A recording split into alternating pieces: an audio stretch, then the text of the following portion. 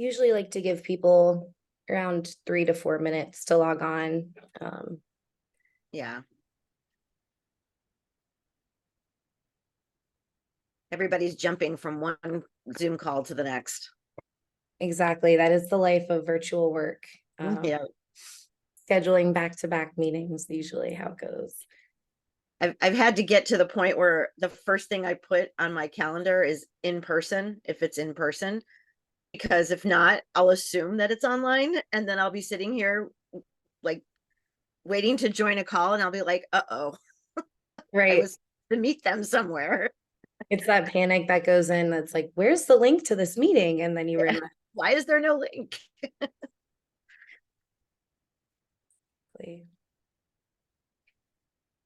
Hello and welcome.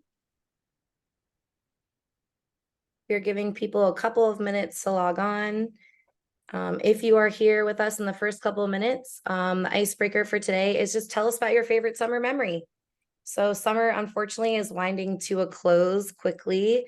And I know that for me, my favorite summer memory is going with my mom to Kings Dominion, which always marked the end of the summer for me and the start of a great school year, getting out our last screams and adventure for the summer.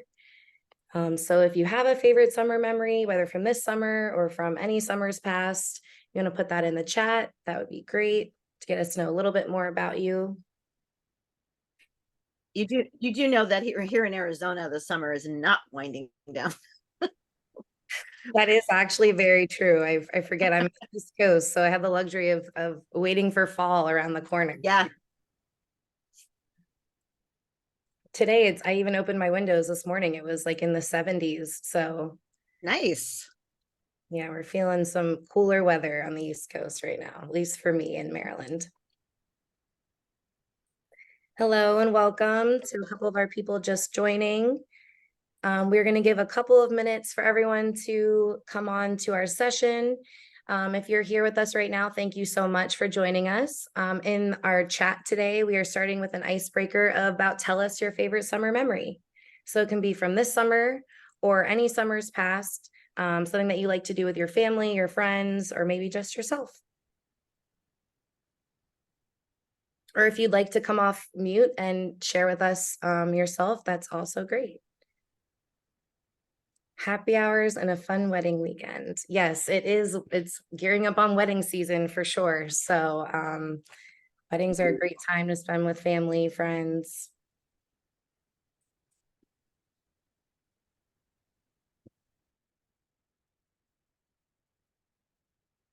Okay, so we are having some people come in right now. But as we are kind of gearing up to the 4 minutes after the hour, I'm going to start us off. So thank you so much for being here today. My name is Stacy Baxter. I am the program manager at Next Century Cities. Whether it's your first time joining us or you were here last month for our kickoff session, I thank you so much for being here and hope to have a great session as we did last month. So I'm going to, and this is being recorded, just so everyone is aware. And in the chat right now, people are sharing some of their favorite summer memories as I gear up our slides for today.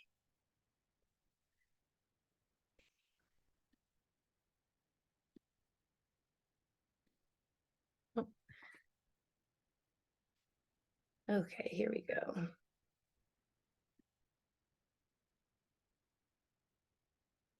Okay, so as I mentioned, my name is Stacy Baxter, and this is our second session of Broadband Bites for Lunch. Thank you all so much for being here with us today. So if you were here with us last week, we talked about the ACP, Affordable Connectivity Program. We talked about enrollment. We've talked about subscribers. We've talked about our impending, budget that seems to be dwindling down. And we also hit some federal and state highlights. And then in our community spotlight, we heard from Hermania Ramirez from the Department of Homeless Solutions and Equitable Communities in San Diego, California, and talked about a lot of the digital navigator opportunities that they have connecting with their community.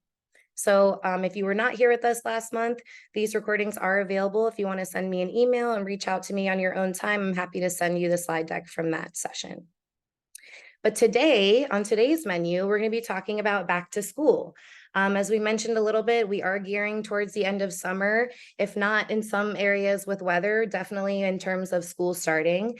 So today we're going to be talking about and looking at the unique relationship that exists between broadband access and academic success.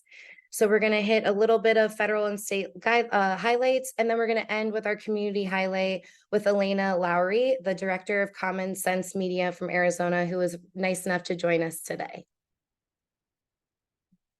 So I wanted to start out with this powerful quote from former President of South Africa, Nelson Mandela: "Education is the most powerful weapon which you can use to change the world." All of us on this session in attendance today are working to change the world in our own positions, and that stemmed from a high quality education and the endless possibilities that exist with having a high quality education. I can imagine that if Nelson Mandela was with us still today, he would be advocating for the necessary tools that students need in today's world to succeed. And in the 21st century, that includes access to the internet, which we'll talk about today, and the reliance that educational systems have put on students and families to connect to the internet in high quality ways. So as I said, the educational institutions and educational systems today are highly relying on technology for all aspects of students' education. So when we look at communication, digital platforms allow students and parents and teachers to communicate every day. These platforms are things such as Canvas, My MCPS, and for all of us who have, or those of you who have students in school systems today, I'm sure you're aware of those digital platforms that you're using to communicate daily with teachers about their behavior, or getting attendance information for your student to your teacher. If you're looking at grades or looking at school schedules or class schedules, all of these things are no longer going home on flyers. They're not on bulletin boards in the hallway. They are being sent electronically through these digital platforms so that teachers, parents, and students can all be on the same page. When there are school closures for weather or other situations, that information is being shown through technology. It's no longer being sent home with students through flyers or paper. So we look at the big aspect of getting parents and teachers and students engaged with one another. That happens every day online in the school systems. Educational tools. So all the digital tools that students use every day to learn and teachers use to teach, are majority of them are online digital tools. So things such as iReady or Dreambox or other tools that are used to teach math and reading and social studies and history. These are no longer coming in forms of textbooks. Today's students are accessing these important tools online and through their educational classrooms such as Google Classrooms, and actually submitting homework, classwork, and tests through these online platforms. So we're looking at not only communication, but success for students academically relies on their educational tools. And then, as we've seen with COVID, has completely shifted the way that schools are teaching students. Overnight, it seemed like 50 million public schools were moved to an online sessions because of the COVID-19 pandemic and the risk of infection. So when we look at just recently, the impact of education on and technology have really come together, particularly from the COVID-19 pandemic. 90% of schools right now are one-on-one schools, which means that each student in the school receives their own digital device. So as they're expected to come to school with an appropriate uniform or clothing for the day, they're expected to bring their Chromebook to and from school every day as part of their everyday educational experience. We see that more and more homework is requiring the internet. So 70+% of homework right now allows for students to go online to either study, submit, or do the actual work that the teacher has assigned for each student. During the school day, we're seeing students spend 1 to 4 hours online each day, which then carries over into the work that they're doing at home. So there really isn't a part of the school system and the educational system for students where technology does not play an important role, whether it's for communication purposes, for academic success, or just the basis of going into your online classroom because of COVID-19. So we know that schools rely on internet, and we also can see through our research that there are positive effects for students for having internet access in their classrooms. They are having higher academic performance when they're increased access to internet. We're seeing increased graduation rates for students, increased job readiness. So students are more ready to take on the workforce since they have access to the internet and as part of their educational experience. They're more engaged in their classrooms. They are able to partake in these educational games that they think maybe are just regular games, but are really challenging them and teaching them new skills and tools in an educational setting. It allows for teachers to accommodate different learning styles. So they don't just have a one fit all. These educational digital tools that students are using are designed to meet a student where they're at. So it actually helps teachers and students communicate more effectively in how they want to be taught and how they want to teach their students. It's increased scores in reading and writing, and just really has given a more positive spin on students' engagement in the classroom. So we see that these educational tools are working for students. They're helping them succeed, they're helping teachers teach more effectively, and they're important for their academic success. So we know with the homework guide, with the digital divide, that when that meets the school systems, we get the homework gap. And this term was coined by FCC Chairwoman Rosa Worsel in 2014 and talks about how the digital divide affects students in a very specific way. As I mentioned, 50 million public school students were expected to learn from home almost overnight with the COVID-19 pandemic. And for those students that had a high functioning or high speed internet at home, that wasn't too much of an ask. But for students who were struggling and families who were struggling to have home internet, it provided huge barriers for them to access their academic performance and to excel academically.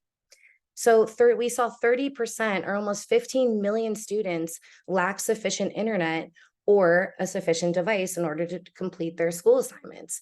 And 9 million students were missing both sufficient internet and a device, which really brought them back in terms of their academic success and what they're learning in their classrooms. So we see that this homework gap is really turning into a learning gap for students. When we talk about the homework gap, as when we talk about the digital divide, there are certain groups and communities in our country that are more susceptible to these disadvantages. So rural communities, low income areas, and historically marginalized groups, they face more prominent disadvantages with the homework gap. And taking a look at some of those right now, we see in rural communities, 37% of students lack home internet, and that's compared to 25% of students that lack home internet in suburban areas and 21% of students that lack home internet in urban areas. So rural students in rural communities are facing higher disadvantages of being able to access these digital platforms, communicating with their teachers, and submitting classwork and homework that is essential to their academic success. In low-income communities, it was reported that 59% of parents with lower incomes reported that their child will likely face at least one significant challenge in connecting to virtual schools.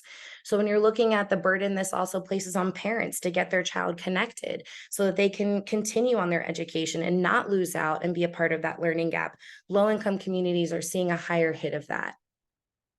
When we look at marginalized communities, we see that compared to 18% of white households that lack home internet, 26% of Latinx households are lacking home internet, 30% of Black households are lacking home internet, and 35% of Native American households are lacking home internet, which has a direct effect on their students' success academically.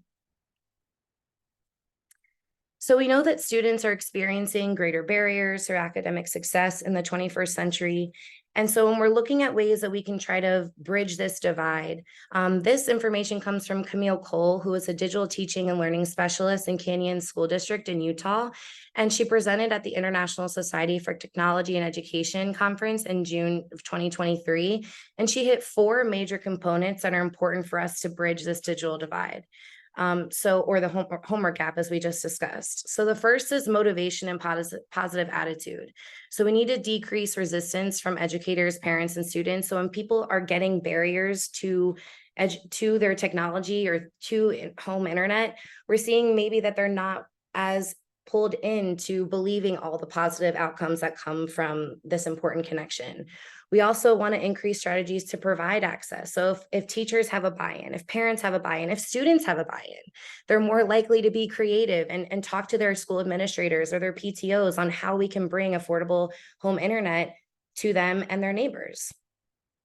She talked about physical access being one of the main 4 components. So it's essential for students to participate in their classrooms, to do their homework, to academically learn in their classrooms. And she talked about how it's important to determine what's best for each community. So some might look at infrastructure, some are looking at affordability. We need to be specific about who we're targeting. The third component she talked about were digital skills. So students need to develop confidence when using technology. And when we look at the workforce right now, we see that there is a significant vacancy in STEM jobs. And when we need to fill those vacancies, students need digital skills to be a part of that workforce. Even outside of STEM careers, we have jobs that historically did not use technology that are now integrating that into their everyday use, whether it's records or communication with patients. At most jobs require some form of digital skills, and students who don't have those are being left behind. And then what I consider to be one of the most important components she mentioned here is consistency in their tools. So consistency in district-wide policies for what learning platforms they're using, what tools they're using, and then best practices for those policies and for those tools. Next month, I'll be talking a little bit more about the burden that the educational system is placing on parents and students, especially in terms of financial costs for these digital devices and for internet at home. And we really have to figure out ways that our district-wide policies can support our students and families. So as we talk about what needs to be done, I wanted to highlight some of the federal and state things that are happening right now to support access to the internet, specifically when it comes to students. So FCC just announced their second round of funding for the ACP Outreach Grant, which is about $4.3 million, and it targets 12 states and territories where funding minimums were not met in round 1. So they didn't see as much sign on to the ACP as they would have liked to in round 1. So they're giving out more money to 12 states and territories to kind of increase that enrollment. One of those territories and states that received some financing was the National Association of Elementary School Principals in Virginia, that was awarded close to $97,000 to try to increase outreach and to increase enrollment into ACP. We just saw recently that 45 bipartisan members of Congress have signed on for an ACP extension. We talked last month about how the funds for the ACP are winding down, and we had 45 bipartisan members sign on for this ACP extension, urging for full funding in the upcoming government appropriations bill. And I thought it was important to include part of their excerpt from this sign-on that said, in the 21st century, broadband connectivity is essential to maximizing educational opportunities, which we talked about a lot today. In our states, we're seeing Alabama State University received a $2.9 million grant to expand broadband access. It's a part of the NTIA's Connecting Minority Communities pilot program. And it was a part of, it helped to initiate the Alabama State University broadening access through community connectivity and education, which aims to bring broadband access to the entire campus of Alabama State University. In Washington, a $33 million grant and funding loans were given to improve high-speed internet access. So we're talking about infrastructure here and connecting these rural residents, as we talked about before, who are higher disadvantages for getting home internet. They are part of this Reconnect program that the U.S. Department of Agriculture has given that provides fiber to premise network and constructing more than 16.1 miles of fiber to homes. So we're seeing how at federal levels and at state levels, we're working to try to increase access to internet at home, which is essential for students who are needing to do classwork, homework, studying, or prepare for college or the workforce through their internet at home. So now I wanted to take a moment to hand it over to Ilana Lowery, who I mentioned is the director of Common Sense Media in Arizona. And the Common Sense Arizona's office provides statewide access to resources that help families make healthy media and technology choices and advocate for the digital well-being of children. So we're so excited to have her here today. I'm going to stop sharing and give her the stage so she can talk about the great work that they're doing there. Thanks, Stacy. I appreciate that. And I know we have about 8 minutes left. And I don't have a slide deck. I thought this would just be a better conversation. I was going to very quickly tell you everything that Stacy said. I feel like, you know, that's the whole preaching to the choir situation. We all know this. The problem, the biggest challenge that we're seeing, and I'm here in Arizona, so I don't think it's too different in other places, is that you mentioned, Stacy, the affordability aspect of having internet at home. We already know that doing homework in parked cars in Walmart parking lots is not at all appropriate for students or teachers. And so that's what we're trying to get away from. And that means internet at home. It doesn't mean, you know, your cell phone, your Wi-Fi on your cell phone. So what we've decided to do, one of the things that we're doing is we're actually doing an all-out media campaign in Arizona, Maricopa County. We're working with the Digital Equity Institute to really promote awareness of ACP. We're trying to obviously front load as much as we can because, as you mentioned, we don't know if it's going to be refunded or not. But we've learned, and I saw that you did use some common sense data from some of our research, is that we know that cost is the top reason that low income households don't have internet at home. And that research, with some focus groups, we found that $10 is the average amount that households with home internet can afford, low income homes. So you've already talked about, you know, 90% of schools are one-to-one with devices, 70%, more than 70% of homework, you know, requires use of the internet, communicating with teachers. So all of that was initially what I was going to talk about. So thank you for doing that, because I couldn't have done it all in 10 minutes. But we know, you know, that without quality home internet, students, you know, they're not able to access the resources that they need to practice with technology. Teachers, it makes it very difficult for them to incorporate modern ed tech tools in the classroom. And then, of course, you also mentioned, you know, how hard it is for parents to communicate with the school, with the teacher, with the principals. So the goal of what we're planning to do in the Phoenix area is in partnership with the Digital Equity Institute and the city of Phoenix. So we know that partnerships are really important for this initiative. Is we're basically working to connect with families. We know that the U.S. Department of Education has finally started reaching out to all kinds of educator groups, you know, really kind of amplifying the importance of ACP and getting families signed on.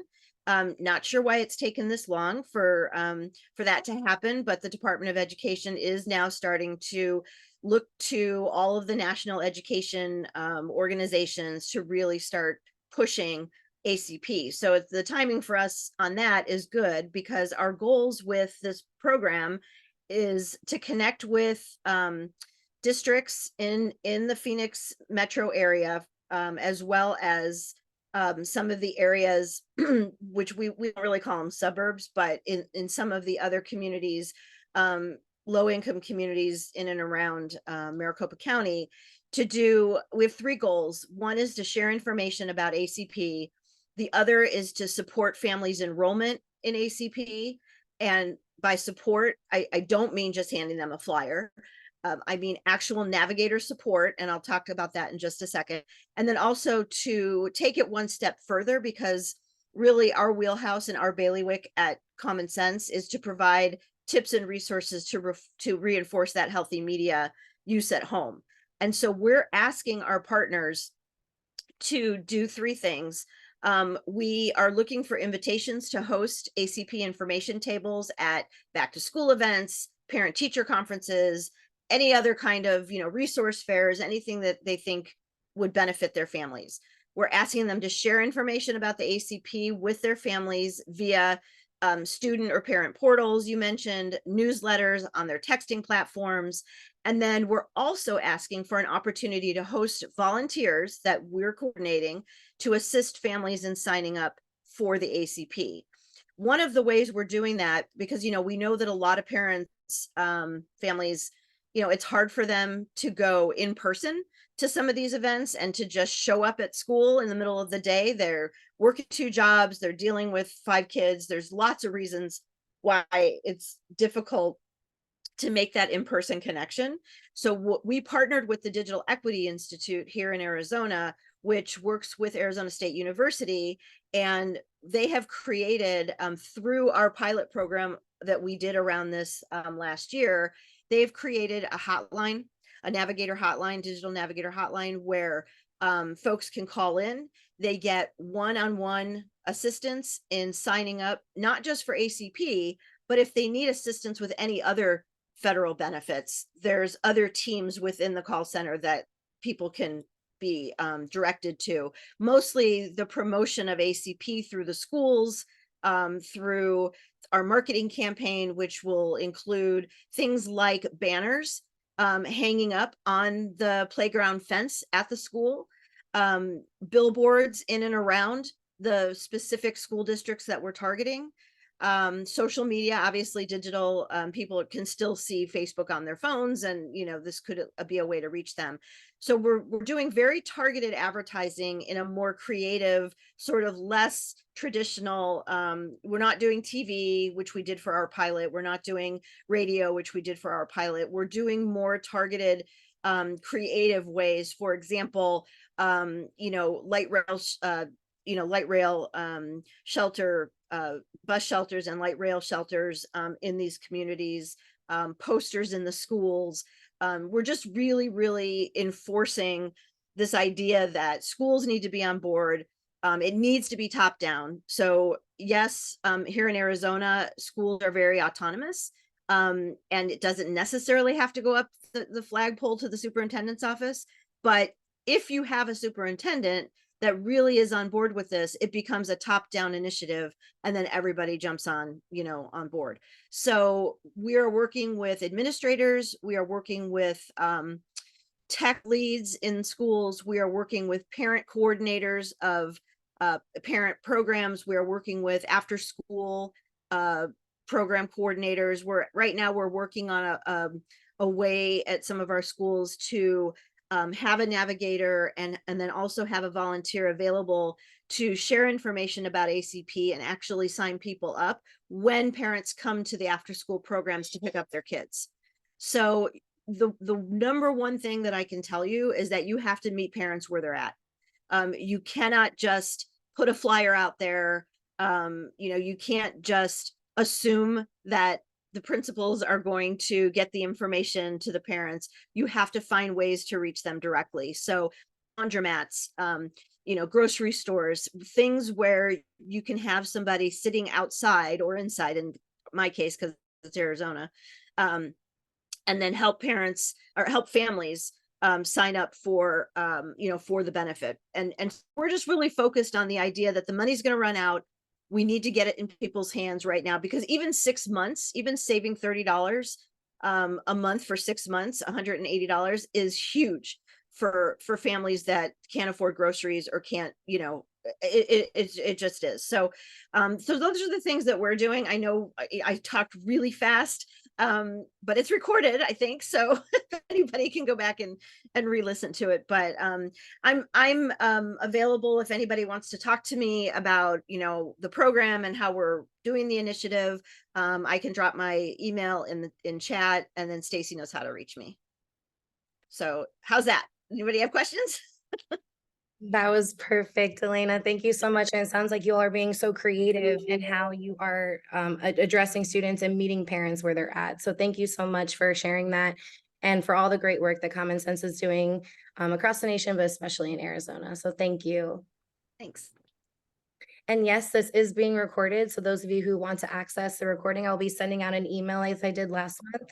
We hope that you join us next month on September 26th for our third segment of Broadband Bites for Lunch. We're going to be talking deeper into the burden that the educational system is placing on students for cost for these educational opportunities that involve technology in the 21st century. So thank you again for all of our guests being here, for those of you seeing this on a recording later, and we hope to see you next month. Take care.